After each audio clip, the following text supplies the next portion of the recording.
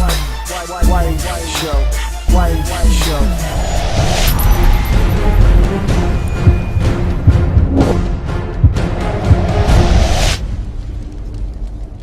Assassin's Creed story has always been a bit confusing because it's mixing old and new and future and its craziness.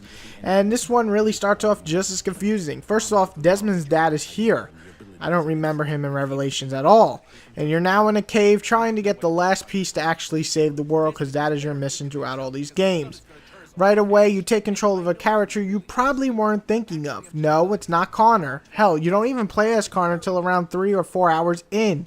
You play as a different character. And you probably don't know who he is, but you can guess that he's related to Connor because, well, you're playing as Desmond, and this is his bloodline. So, you know, put it together. Once the ball starts rolling in the story, it gets interesting. I will admit, it took me about halfway through the sequences before I got hooked. Once you get a handle of Connor and he becomes older and an adult and you begin the American Revolution missions, you really will dig the story if you like that time period, which I do, because I just love it. And almost every mission, once it starts getting going, it gets more and more interesting, and seeing all the people I read about in my classes is just awesome. I just loved it. The voice acting is well done, and just about from anybody, it's going to be pretty much accurate. I mean, as best as they can do. You get a mix of different accents, and once again, Assassin's Creed is just able to draw you into that time period. I have no real complaints about anyone's delivery.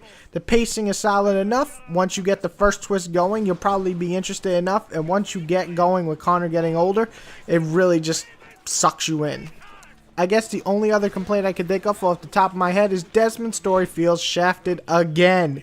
This is supposed to be the last Assassin's Creed where Desmond is going to be the main character. If that's true, he really gets a limited time again. I expected hours of gameplay and story from him. His story just never feels as completed as Altier's, Ezio's, or Connor's at all. Merely lend support. As humble as he is brave. We could use more men like you. I'm sorry, but if you'll excuse me, I should attend to Charles over there.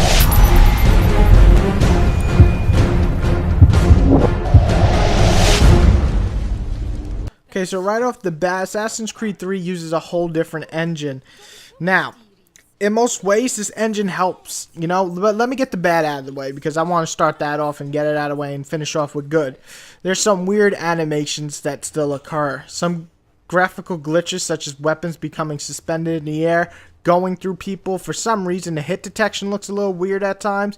It just looks silly, to be honest. Also, there's some stiff animations, but it's to be expected with the scale the game is going for.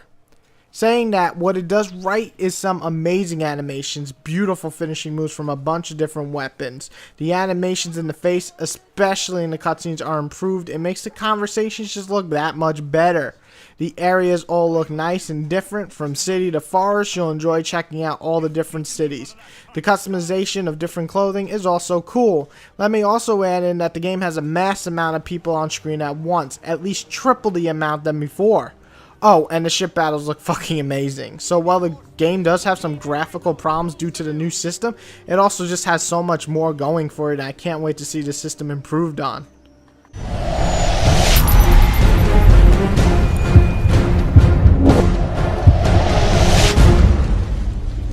Okay, the gameplay. So sit back, grab some popcorn, because I'm going to go through a whole bunch of shit of what this does good and what it does bad. Assassin's Creed always boils down to 3 major things for me: assassination and fighting, sneaking around and killing people with these swift and beautiful combat moves, and then you have plenty of exploring the areas and doing some puzzles. And last but not least is the platforming in general, you know, jumping house to house and doing all the cool moves. Does Assassin's Creed really improve on those though? Well, it takes 2 steps forward, yet a slight step backwards. The combat is the best in the series so far. Let's be honest. Double kills, dual-wielding kills, air assassinations, a huge amount of fucking finishers, great counter system, improved stealth system, and just decent enough shooting that you actually have fun with the shooting for once. While the shooting does feel odd at times, it works well enough, especially in hunting. The stealth has improved, and now you can peek around walls, and you can also even duck behind bushes for cover. Yay! The platforming works and is fun as heck. Jumping building to building really works once again. Sure, you might miss a jump or something due to the weird controls at times, but that's okay. You'll get over it because you're not a bitch. Unless you are a bitch, then get over it. Now, a major letdown is the platforming underground areas are gone. Completely. I mean, I really loved doing that. It was a major portion of Assassin's Creed 2, and it was like a highlight, and now it's completely stripped away.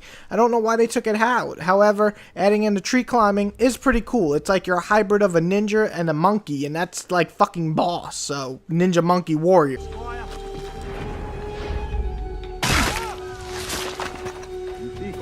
The Brotherhood option is still there. Training your assassins and summoning them at once will kill people. It's fun, unique, and I'm glad they kept it in. Now the RTS element is gone from Revelations, but hey, that's okay because it really wasn't that well implanted.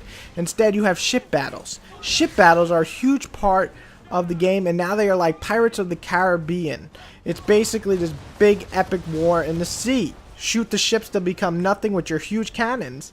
That's what she said. Its epic feel plus huge scope makes a very, very enjoyable side mission, or just in general some main missions.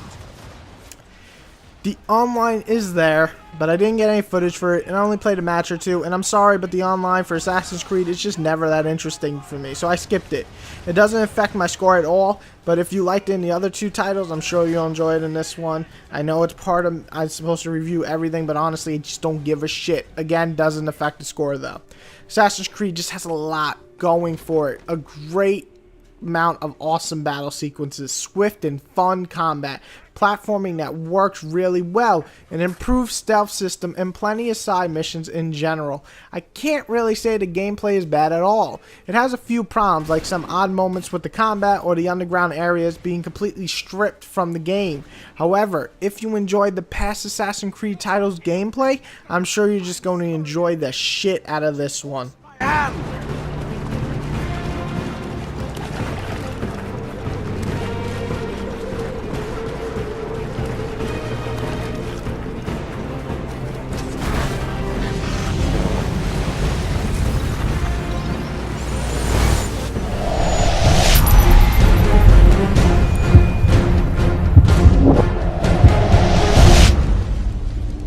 Here's the big question. Now, Whitey, come on. I've watched your reviews for years. I've seen you judge Assassin's Creed. You've seen to love the series. Is this like Game of the Year material? Well, let's talk about it. It's like really hard to judge this title for me. It just has so much stuff or shit going on. It's a title like Uncharted 3 or Mass Effect 3 or Gears of War 3 or even God of War 3. And what do I mean by that? Well, the second game in those series are so fucking good that it's hard for 3 to live up to it. And I believe 3 did a lot right. Huge epic war battles, great ship battles, wonderful combat, great platforming, and let's not forget an interesting story with a great setting. On the other side of the coin, we got some stiff animations. You'll probably feel a little cheated on Desmond's story once again. Some glitches that will probably annoy some players because it's only natural, and the online feels the same and definitely doesn't have that I'll be coming back to this game feel. Also, I really dislike that they took out the pure platforming puzzle areas. That pissed me off. I really, though, do love this series. Each game gives us more and more adventure, and each one just got better as they progressed, well, till Revelations. I scored Assassin's Creed 1 quite high, a 9, and I stick by it for the most part, maybe giving it around an 8.5 due to not liking the ending, but I still enjoyed the heck out of it. Despite its flaws, at its time, it was a 9 or an 8.5 to me. Assassin's Creed 2, I gave a 9.3 and thought it improved over 1 in just about every way. It did so much right and very little wrong. Brotherhood, a 9.5, and I fucking loved every moment of this game.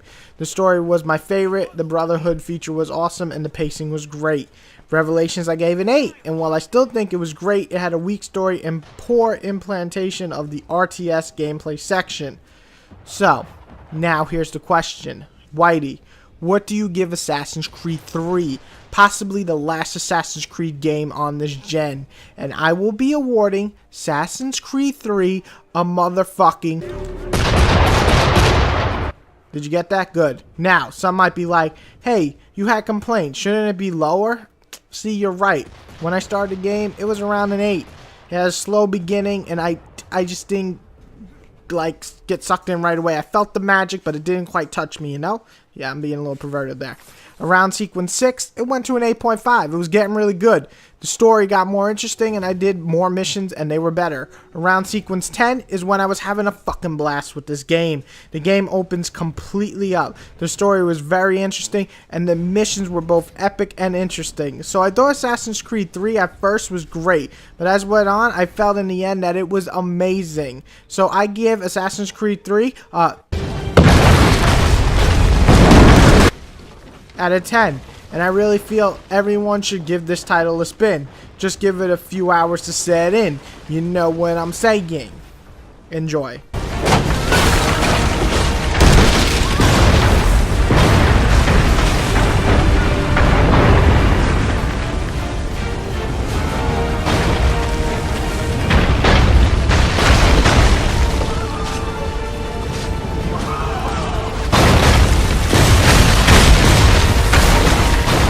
Just remember to take a moment to like, subscribe, and comment. Thank you, guys.